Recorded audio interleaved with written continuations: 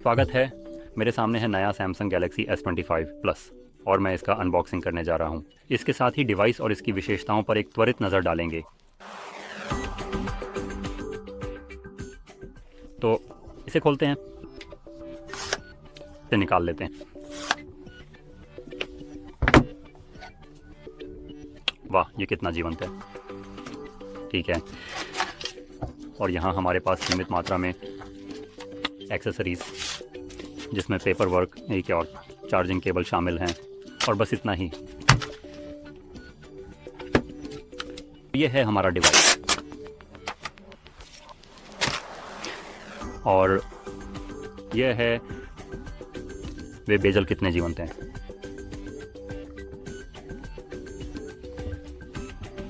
यहाँ हम हैं, अब ये चालू हो रहा है।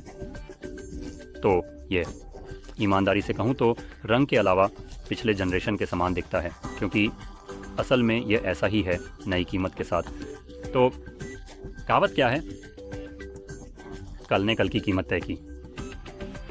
यह इस एक के लिए बहुत उपयुक्त होगा, इस पूरे लाइनअप के बारे में अधिक विशिष्टता से। अब यहाँ डिस्प्ले के मामले में हमारे पास 6.7 इंच का डिस्प्ले है, जो अल्ट्रा वाले से थोड़ा सा छोटा है। ये 1440p रिजोल्यूशन है, अधिक सटीकता से 1440 द्वारा 3120 pixel dynamic LTPO AMOLED display, 120 hertz refresh rate, HDR10 plus certification के साथ 2400 निट्स की पीक ब्राइटनेस। हालांकि स्पष्ट रूप से ये वह ब्राइटनेस है जो आप आमतौर पर नहीं देखेंगे जब डिवाइस डिफ़ॉल्ट रूप से अधिकतम होता है। लगभग ये क्या है 800 निट्स या कुछ इसी तरह, जबकि 2600 निट्स की पीक ब्राइटनेस उच्च डायनामिक रेंज सामग्री के लिए है। और मैं एक पल लेना चाहता हूँ बस सही बैटरी लेवल की ओर इशारा करने के लिए। 69%। अच्छा, खैर, तो ये है डिस्प्ले। ये शायद सबसे बड़ा सुधार होने वाला है सामान्य रूप से बस डिस्प्ले, क्योंकि सैमसंग अपने खुद के डिस्प्ले बनाता है और ये सच में काफ़ी अच्छे लगते हैं। इनमें एक काफ़ी भारी एंटी ग्लेयर कोटिंग भी है, जैसा कि आप देख सकते हैं। ये मेरे ऊपर एक स्टूडियो लाइट है। देखिए, ये वास्तव में दूसरे फ़ोन के साथ कैसे तुलना करता है। तो वास्तव में इतना बड़ा अंतर नहीं है, लेकिन ये दिखाई देता है। तो मुझे लगता है कि मेरे फ़ोन पर लाइट का सफ़ेद बैकग्राउंड बस थोड़ा सा उज्ज्वल है, लेकिन सामान्य रूप से असली ग्लास थोड़ा गहरा लगता है। खैर, तो स्पष्ट रूप से यहाँ एंटी ग्लेयर कोटिंग एक सुधार है, लेकिन आप इसे यहाँ थोड़ा देख सकते हैं। ये हमेशा स्पष्ट रूप से बहुत अच्छा काम नहीं करता, और रंग, स्क्रीन रिजोल्यूशन और ये सभी चीज़ें यहाँ स्पष्ट रूप से बेहतरीन हैं। अब अगर हम आंतरिक हिस्सों की ओर बढ़ें तो यहीं पर यह डिवाइस अपनी कीमत के लिए थोड़ा कमज़ोर पड़ने लगता है। तो ये डिवाइस आता है बिना टैक्स के 1000 लेकिन टैक्स के साथ स्पष्ट रूप से ये 11 या 1200 के करीब होगा, कुछ ऐसा ही। तो उस समय आप $1000 से काफ़ी अधिक भुगतान कर रहे हैं। ये फ़ोन का वह मॉडल भी नहीं है जो कुछ खास पेश करता है। उदाहरण के लिए इसके ऊपर कुछ भी महत्वपूर्ण नहीं।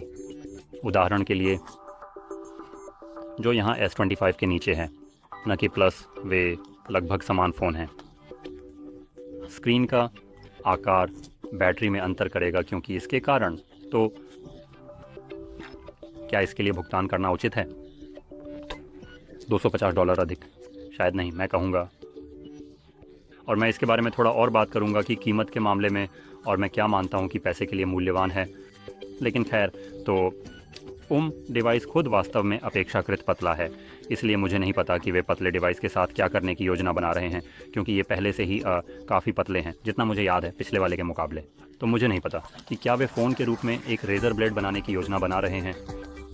अब एक बात जो ये हैं, भले ही ये पतले हैं और इससे लाभ नहीं उठाते, वो है नया सिलिकॉन आधारित बैटरी प्रकार। वे अभी भी सामान्य लिथियम आयन बैटरी का उपयोग करते हैं। तो इस डिवाइस में एक मामूली 4900 mAh की बैटरी है, जो फिर से एक मामूली 45 वाट पर चार्ज होती है। ये 2025 है। फ़ोन यन 20 वाट पर चार्ज होते हैं, और सैमसंग यहाँ $1000 से अधिक की कीमत पर एक फ़ोन बेच रहा है जो अभी भी 120 वाट पर चार्ज होता है। बस ख़राब 45 वाट, जैसे मैं आपको ये बेचने की कोशिश कर रहा हूँ जैसे ये आपके लिए भगवान का आशीर्वाद है। तो मुझे इससे स्पष्ट रूप से एक समस्या है। अब वायरलेस चार्जिंग के मामले में फिर से 15 वॉट। एक फ़ोन जैसे कि OnePlus 13 इस फ़ोन की तुलना में केबल के साथ वायरलेस चार्जिंग में तेज़ी से चार्ज होता है। यहाँ ये बिल्कुल मज़ेदार है। अब तो हमारे पास एक छोटी बैटरी है जो प्रतिस्पर्धा की तुलना में धीमी चार्जिंग करती है। ये किस वॉटेज का उपयोग करती है? इस डिवाइस को शक्ति देने वाले प्रोसेसर के मामले में ये फ्लैगशिप है।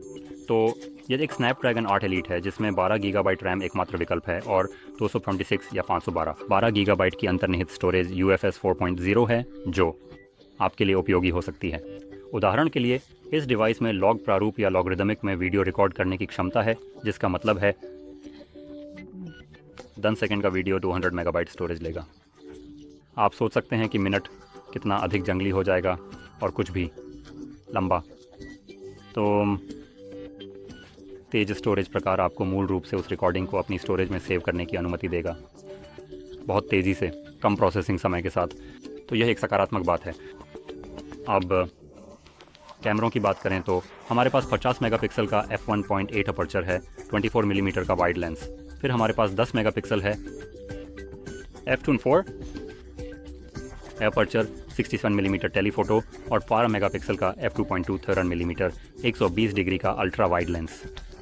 और ये 8K में 30 फ्रेम, 4K में 6:8 और 1080p में 200 तक कर सकते हैं, 240 फ्रेम की स्लो मोशन।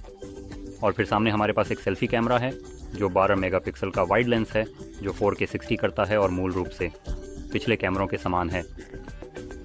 तो कैमरों के लिए यही सब कुछ है। फिर से हमारे पास अंडर डिस्प्ले कैमरा नहीं है, हमारे पास बस एक होल पंच वाला कैमरा है।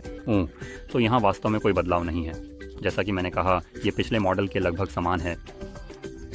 ये नए लेंस, या जैसे कि लेंस के चारों ओर का डिज़ाइन वास्तव में एक चिपकाए गए फीचर की तरह है। तो आप एक रेज़र ब्लेड ले सकते हैं और उन्हें निकाल सकते हैं। जैसे मैं जेरी ने सब कुछ किया। हाँ, ये पूरी तरह से बहुत ताकत से निकल जाते हैं। लेकिन मैं ये बताना चाहता हूँ कि वे करते हैं तो ऐसा लगता है कि सैमसंग ने अपने सभी पुराने फ़ोन को लिया और तय किया, जानते हो, चलो एक बदलाव करते हैं, और फिर बस उन पर चिपका दिया। इसे क्लर गुड एनफ कहो और फिर उसी फ़ोन को AI के साथ प्रीमियम कीमत पर बेच दो। अब जब बात AI की आती है तो मैंने ये बात बताई, यह एक और चीज़ है जो अच्छी हो सकती है या नहीं भी हो सकती, और मैं इसमें थोड़ा और गहराई में जाऊँगा। तो तीनों अलग अलग सैमसंग S25s AI फीचर्स के साथ आते हैं। उनकी संख्या बहुत है और वे काफ़ी अच्छे हैं। वे आपको सामान्य रूप से वेब सर्च और वेब पेजों का संक्षेपण करने की अनुमति देते हैं। कुछ बुद्धिमान